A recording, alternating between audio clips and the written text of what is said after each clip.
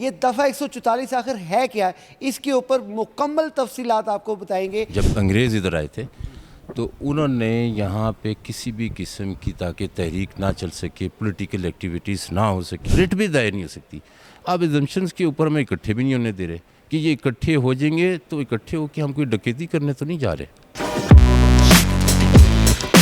میں ہوں آپ کا میزبان باؤ ہارون چشتی، آپ دیکھ رہے ہیں نیوز پلینٹ۔ جی ناظرین، جیسا کہ آپ کو پتہ ہے حالات حاضرہ جس حد تک بگڑتے جا رہے ہیں، سیاسی ٹیمپرامنٹ بہت زیادہ ہائی ہوتا نظر آ رہا ہے، اور اس کے ساتھ ساتھ جو حکومت مقتدر حلقے ہیں ان کی جانب سے جو بار بار دفعہ 144 کا نفاذ ہوتا ہے، خاص کر پی ٹی آئیز ورکرز کے اوپر، اور اب تو جو ہے پی ڈی ایم کے اوپر بھی دفعہ 144 ایک ہفتے کے لیے اسلام آباد میں نافذ کر دی جا چکی ہے۔ ناظرین، آپ جانتے ہیں کہ یہ دفعہ 144 کا آخر پرپس کیا ہے؟ اسی کو جاننے کے لیے آج میں لاہور ہائی کورٹ میں سید شاداب حیدر جعفری صاحب کے پاس حاضر ہوا ہوں۔ یہ دفعہ 144 آخر ہے کیا؟ اس کے اوپر مکمل تفصیلات آپ کو بتائیں گے کہ اس کا اطلاق کب ہوتا ہے اور اس کی دائرہ کار کتنا ہے، اس کو نافذ کرنے والے کون لوگ ہوتے ہیں، اور اس کے اوپر سزائیں جو ہیں وہ کیا مقرر کی جاتی ہیں۔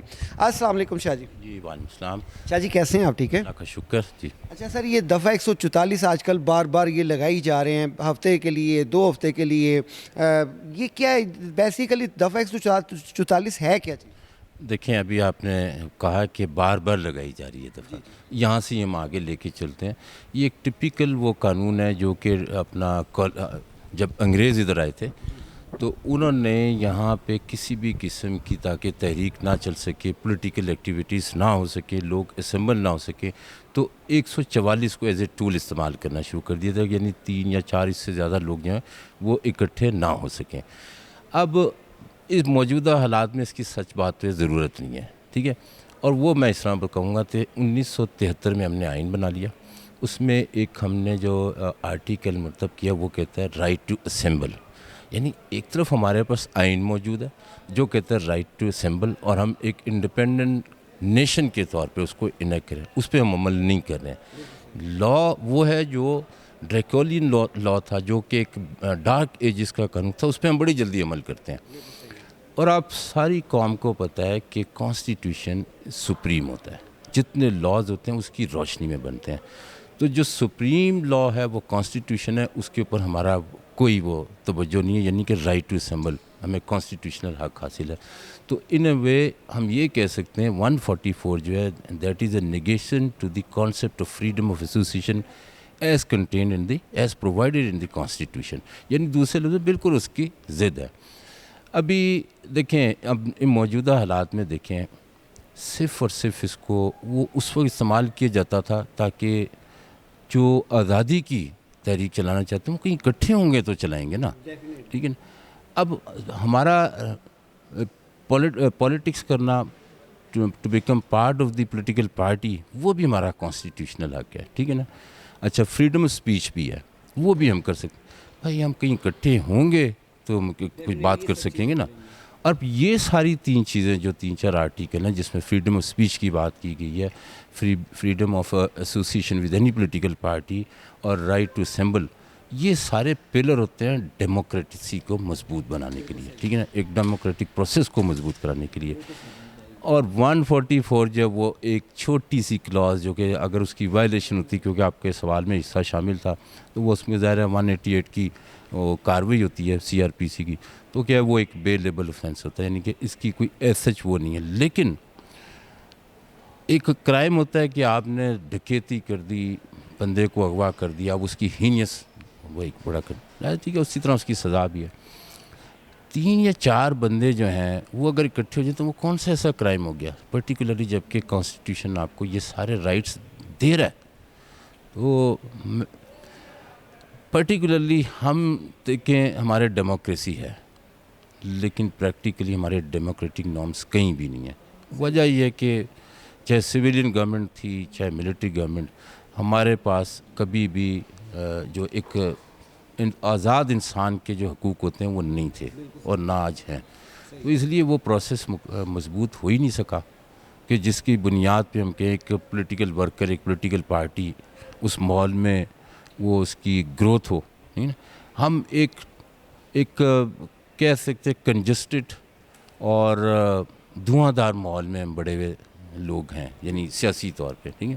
اب کیا ہوتا ہے, ہم جیسے بندوں کو تو بہت ہی ضرورت ہے کہ ہم کہیں اکٹھے ہوں, آپس میں ڈسکس. اکٹھے ہونے کا مقصد ڈسٹرکشن ہے. اب قانون کیا کہتا ہے, ہم ریٹ دائر کرنے چاہتے ہیں, ایزمپشنس کی بیس کے اوپر ریٹ بھی دائر نہیں ہو سکتی. اب ایزمپشنس کے اوپر ہمیں اکٹھے بھی نہیں ہونے دے رہے کہ یہ اکٹھے ہو جائیں گے تو اکٹھے ہو کے ہم کوئی ڈکیتی کرنے تو نہیں جا رہے. ٹھیک ہے.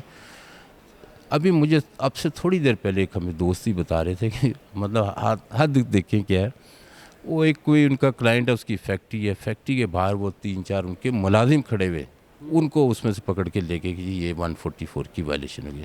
سو ویئر وی آر اسٹینڈنگ, کدھر ہم جا رہے ہیں, نظام ہمارا کدھر جا رہا ہے, کیا یہاں بنیادی انسانی حقوقوں کوئی ہے کانسیپٹ؟ اور اگر نہیں ہے نا, ایک دیکھیں یہ میری تھیوری ہے, میں بھی رانگ. ایک ہمارے سول رائٹس ہوتے ہیں اور ایک فنڈامنٹل رائٹس ہیں, دونوں کا فرق ہے. باہر کی میں سمجھتا ہوں پاکستان میں سول رائٹس بہت ضروری ہونے چاہیے, لیکن اگر بہت ہی امپورٹنٹ اگر میں ترقی کرنی ہے تو وہ بنیادی انسانی حقوق ہیں. ٹھیک ہے نا.